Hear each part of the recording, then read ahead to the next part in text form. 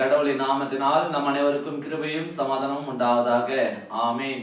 இந்த ஆசீர்வாதமான ஜெப தியான வேலையில வந்திருக்கிறவங்களை கடவுள் ஆஸ்வதிப்பாராக.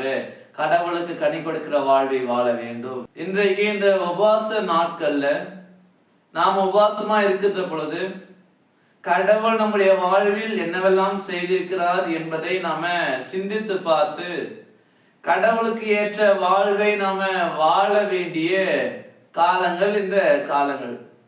அப்படியாக இன்றைக்கு நம்ம பார்க்கின்ற பொழுது கடவுள் அவருடைய சாயலாக நம்மை படைக்கிறாரு, நமக்கு வாழ்வை கொடுக்கிறாரு, எல்லா விதங்களிலும் நம்மை ஆஸ்வதிக்கிறாரு, நம்மை பாதுகாக்கிறாரு. அது எல்லாற்றுக்கும் மேலாக அவருடைய குமாரனாகிய இயேசுவின் மூலமாக நம்முடைய பாவங்களை மன்னிக்கிறார், நமக்கு பாவ மன்னிப்பை கொடுக்கிறார், நமக்கு ரட்சிப்பை கொடுக்கிறார், நம்மை மீட்டெடுக்கிறார். அப்போ கடவுள் ஒரு தந்தையாக நம்முடைய வாழ்வில் எல்லாவற்றையும் நிறைவாக செய்கிறார். ஆனா இன்றைக்கு நாம கடவுளிடத்துல எப்படி இருக்கிறோம், கடவுளுக்கு நன்றி சொல்லி நம்ம எப்படி வாழுகிறோம், நம்முடைய வாழ்வு எப்படி இருக்கிறது என்று சொல்லி சிந்தித்து பார்க்க வேண்டும். ஏனென்று பார்க்கின்ற பொழுது இயேசு ஆண்டவர் பெத்தானியாவிலிருந்து எருசலேமுக்கு வருகிறாரு. அப்படி வருகிற பொழுது அவருக்கு பசி எடுக்கிறது. அப்ப வழி அருகே ஒரு அத்தி மரத்தை காண்கிறாரு. அந்த அத்தி மரத்துல நல்ல செழுமையான இலைகள் இருக்கிறது. அதை பார்த்த பொழுது அதிலே பழம் ஏதாவது இருக்குமா என்று சொல்லி போய் பார்க்கிறாரு. ஆனா அந்த மரத்துல கனிகள் எதுவுமே இல்லை. அப்போ கனியை பார்க்க போன இடத்துல எதுவும் இல்லாததுனால ஆண்டவர் அந்த பச்சையான அந்த அத்தி மரத்தை என்ன பண்றாரு, சபிக்கிறாரு. செழுமையா இருந்த அந்த அத்தி மரம் பட்டு போயிற்று. காரணம், ஆண்டவர் கேட்கிற பொழுது அந்த மரமானது கனி கொடுக்கவில்லை. அதைதான் நாம் பார்க்கிறோம். மார்க் 11ஆம் அதிகாரம் 13ஆம் வசனம் இப்படியாக சொல்கிறது, அப்பொழுது இலைகள் உள்ள ஒரு அத்தி மரத்தை தூரத்திலே கண்டு அதில் ஏதாகிலும் அகப்படுமோ என்று பார்க்க வந்தார். அத்திப்பழ காலமாயிராதபடியால் அவர் அதனிடத்தில் வந்தபோது அதில் இலைகளை இல்லாமல் வேறொன்றையும் காணவில்லை. ஆம், எனக்கு அன்பானவர்களே, ஆண்டவர் பசியோடு அந்த அத்தி மரத்தை வராரு.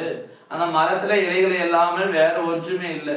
அப்போ இன்றைக்கு நம்முடைய வாழ்விலும் கூட சரி, கடவுள் எல்லாவற்றும் நமக்கு தந்திருக்கிறாரு, நம்முடைய வாழ்வை ஆஸ்வதிக்கிறாரு. அப்போ ஆண்டவர் நம்மிடத்துல கனிகளை கேட்கும் பொழுது நம்மால் கனி கொடுக்க முடியுமா, கனி கொடுக்கிற வாழ்வை நாம வாழ்ந்து கொண்டிருக்கிறோமா என்று சொல்லி சற்று சிந்தித்து பார்க்க வேண்டும், ஆராய்ந்து பார்க்க வேண்டும், மனம் மாற வேண்டும். ஆண்டவர் எந்த நேரத்திலும் வரலாம், எப்பொழுது வேண்டுமானாலும் வரலாம். ஆனால் அவர் வரும் பொழுது நம்மிடத்துல கனிகளை கேட்பார். அப்பொழுது நாம கனிகளை கொடுக்க ஆயத்தமாய் இருக்க வேண்டும்.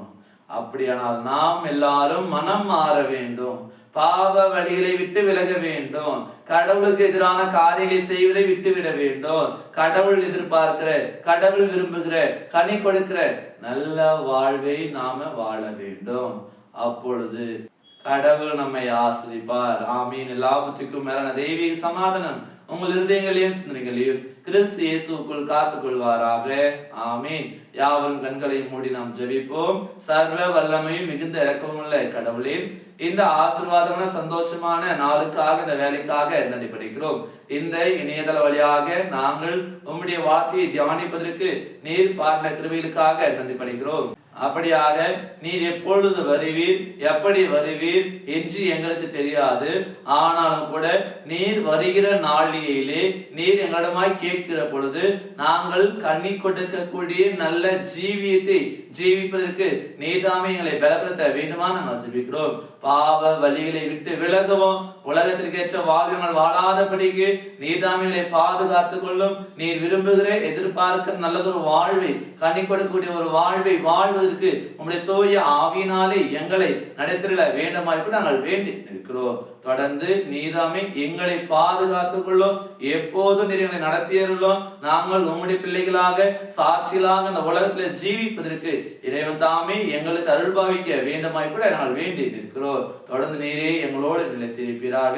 எல்லாருக்கும் வேண்டி எல்லாருடைய தேவைகள், எல்லாருடைய எதிர்பார்ப்புகள் எல்லாவற்றையும் நிறைவேற்றி நிறைவான முழுமையான ஆசீர்வாதமான ஒரு வாழ்வை எல்லாருக்கும் கொடுத்துள்ள வேண்டுமாய் கூட நாங்கள் வேண்டி இருக்கிறோம். ஜெபிக்கிறோம். துதி கன மகிமை உமக்கு செலுத்துகிறோம். மீட்பர் இயேசுவின் திருப்பாத பணிந்து ஜெபிக்கிறோம் அன்பின் பிதாவே, ஆமீன். அனைவருக்கும் ஸ்தோத்திரம். கடவுள் உங்களை ஆசீர்வதிப்பாராக. ஆமீன்.